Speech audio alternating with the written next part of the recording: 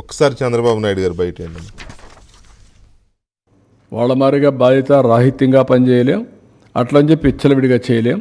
నేను అందుకనే ప్రజల్ని కాన్ఫిడెన్స్ తీసుకుంటున్నాను. I want to place everything before public. Time to time ఇస్తాను, నేను అన్నీ చేస్తాను. చేసిన తర్వాత ఏది కూడా సంపద సృష్టించినా, ఆదాయాన్ని పెంచినా, ఆదాయం ఎవరికి చెందుతుంది? It is a public. What all I create wealth, it is a public property. అందుకనే ఇవన్నీ చేసి వాళ్ళకు కూడా గవర్నమెంట్లో డబ్బులు సంపద సృష్టించడమే కాదు, రైట్ టైంలో వాళ్ళకు కూడా వెసులుబాటు రావాలి. లేదు నేను సంపద సృష్టిస్తున్నాను తర్వాత ఇస్తాను, మీరు మాత్రం సఫర్ కండి అంటే సఫర్ అవ్వడానికి సిద్ధంగా లేరు.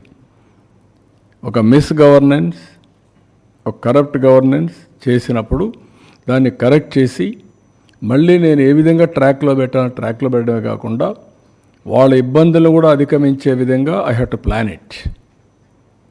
నేను మొత్తం క్యాపిటల్ ఎక్స్పెండిచర్గా పెడతా, అప్పటి వరకు మీరు వెయిట్ చేయండి, నేనేం మీకు ఇవ్వనంటే that is not fair, that nobody will. వాళ్ళు కూడా సఫర్ అయ్యేదానికి కరెక్ట్ కాదు. మాకు ఓట్లేసింది సఫర్ కావడానికి కాదు, మాకు ఓట్లేసింది రివైవ్ చేస్తామన్న నమ్మకం కోసం, అదే మరి ఆదుకుంటామని. ఆదుకునే బాధ్యత మా పైన ఉంది. డెఫినెట్గా ఎవ్రీ మినిట్ ఐఎమ్ థింకింగ్. అయితే వాస్తవాలు కూడా ప్రజలకు చెప్పకపోతే ఇంకా నేను రాలేదే, లేకుంటే చేసేయలేకపోతున్నాడు, డబ్బులున్నాయి ఎందుకు చేయలేదు, నేను చేస్తా అన్నాడు కదా, నమ్ముకున్నాం కదా అనే ఫీలింగ్కి వస్తున్నారు. అది కూడా చెప్పాలి. ఇప్పుడు గవర్నమెంట్ ఆఫ్ ఇండియా ఇచ్చారు ఒక 15,000 కోట్లు, వరల్డ్ బ్యాంక్ నుంచి అమరావతికి ఇచ్చారు. ఒక 12,150 కోట్లు పోలవరానికి ఇచ్చారు. ఒక 11,114 కోట్లు రివైవల్కి ఇచ్చారు. సరే, మిగిలిన కొన్ని మేము ఈ వర్క్స్ అన్ని మీద పెట్టడానికి కొంత శాఖ కింద కొంత ఫండ్స్ ఇచ్చారు. కానీ ఆ డబ్బులు నేను వెల్ఫేర్కి ఇవ్వలేకపోతున్నాను. కనీసం అక్కడ పెడితే రివైవ్ అయితే, డెవలప్మెంట్ అయితే నాకు ఆదాయం పెరుగుతుంది. ఆదాయం పెరిగితే ఇస్తాం. ఇంకొంచెం ఫ్లెక్సిబిలిటీ కోసం ఆలోచిస్తున్నాం. ఎక్కడ ఫ్లెక్సిబిలిటీ వస్తే అక్కడ అవసరమైతే బారో చేసైనా సరే I want to give my commitments. We are trustees to the people. మనం ట్రస్టీస్గా ఉండి రాష్ట్రాలని వాళ్ళ జీవితాలను ఆడుకోవడం కరెక్ట్ కాదంటాను నేను. ఇప్పుడు నేనేమంటానంటే, ఈరోజు 10 రూపాయలు ఎక్కువ ఇస్తున్నామని ఇష్టానుసారంగా మాట్లాడి అసలు జీవితాంతం పేదరికంలో సఫర్ కావాలన్నా? Is it right?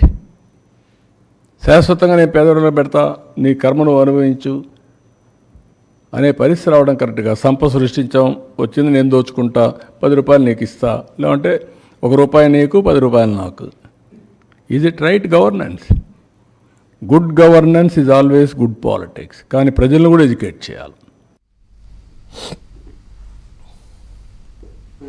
అది ఇందులో ఎక్కడైనా వీళ్ళు రాసిన పదాలు ఏమైనా వినపడ్డాయా? సూపర్ 6 ఇవ్వలేమని కానీ పోనీ పరోక్షంగా చెప్పినట్టు ఏమన్నా అనిపించిందా? ఆయన చాలా క్లియర్గా ఒక విషయాన్ని స్పష్టంగా చెప్పాడు.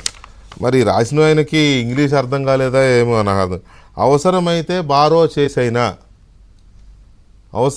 బారో చేసైనా మా కమిట్మెంట్స్ నిలబెట్టుకుంటాం అన్నాడు. అప్పు చేసైనా, ఇవాళ మా ఆంధ్రజ్యోతిలో అదే హెడ్డింగ్, తల తాకట్టు పెట్టైనా హామీలు నెరవేరుస్తాం. ఆయన చంద్రబాబు నాయుడు తల తాకట్టు అన్నాడా అంటే, అరే అప్పు చేసైనా అంటే అదేరా నాయన, పోనీ అప్పు చేసైనా హామీలు నెరవేరుస్తా అని ఆయన అంటే పరోక్షంగా చెప్పేశాడు. మీ శ్రాద్ధం చెప్పాడు, విప్పిండాకుడు చెప్పాడు. ఏమో మినిమం కొంచెమన్నా సెన్స్ ఉండాలి కదా. అది రాసి, ఆయన చెప్పింది రాసి, మీరు కావాలంటే మీ కంపారిజన్ రాసుకోండి. ఇవి రెవెన్యూ లేదు, లేకపోతే ఇంత చేశారు ఇటుకి రాలేదు, నీది రాసుకో, ఇచ్చుకుంటా ఎవరు ఇచ్చుకుంటా. నాకు ఆశ్చర్యం వేసేది ఏంటంటే, తెలుగుదేశం పార్టీ నుంచి పెద్దగా రియాక్షన్ లేదు. ఎవరో ఒక ఎమ్మెల్సీ గారు ప్రెస్ మీట్ పెట్టాడు, కానీ అదేంటంటే సాక్షికి ఏదో వివరణ ఇచ్చుకున్నట్టుంది తప్ప చంద్రబాబు నాయుడు ఎక్కడ అన్నాడా ఇలాగా? చంద్రబాబు నాయుడు అనన్నదాన్ని అన్నట్టు మీరు ఎలా వక్రీకరిస్తారనే అటాక్ ఏది? 5 సంవత్సరాలు ప్రజల తరపున ఉన్న మీడియాకి, ఆంధ్రజ్యోతి కావచ్చు, ఏబిఎన్ కావచ్చు, ఇంకోటి కావచ్చు, వాళ్ళ మీద వాళ్ళు ఎలాంటి దాడులు చేశారు, ఎలాంటి కేసులు పెట్టారు? మీకు అంత స్పృహ లేదా? లేకపోతే నొప్పి ఆ స్పర్శ తెలియడం లేదో నాకు అర్థం కావట్లా అధికార పార్టీకి కూటమి పార్టీలకు ఎవరికైనా. అంత బాహాటంగా, అంత కరపత్రంగా, అంత బట్టలు విడిచేసి విలువలు వదిలేసి ఈ రకంగా రాస్తే, అదే వైసీపీ హయాంలో ఇలాంటి వార్తలు వచ్చుంటే వాళ్ళు ఎలాంటి అటాక్ చేసేవాళ్ళు? అలా కూడా చేయమని అనట్లా. ఏది మీ వైపు నుంచి గవర్నమెంట్ వచ్చిన దగ్గర నుంచి ఇవే కదా రోజు. ఇవాళ పేపర్ చూడండి, మొత్తం ఇలాంటి వార్తలే ఉంటాయి. ఏది మీ వైపు నుంచి లీగల్ యాక్షన్ ఏది? పొలిటికల్ యాక్షన్ ఏది? జగన్మోహన్ రెడ్డికి ఆంధ్రప్రదేశ్ మీద, ఆంధ్రప్రదేశ్ ప్రజల మీద ఇంకా పగ చల్లారలేదు, కక్ష తీరలేదు. ఆ రాష్ట్రం నాశనం అయిపోయేదాకా, ప్రజలు భస్మీపట్నం అయిపోయేదాకా ఇలాగే రాస్తూ ఉంటాడు. ఇలాగ ఆయనకు అధికారం ఉన్నప్పుడు అట్లా చేశాడు, అధికారం లేదు కాబట్టి దీన్ని అడ్డం పెట్టుకుని ఇలా చేస్తున్నాడు.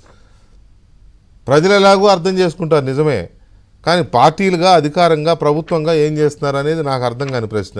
ఒక చిన్న బ్రేక్ తర్వాత దీని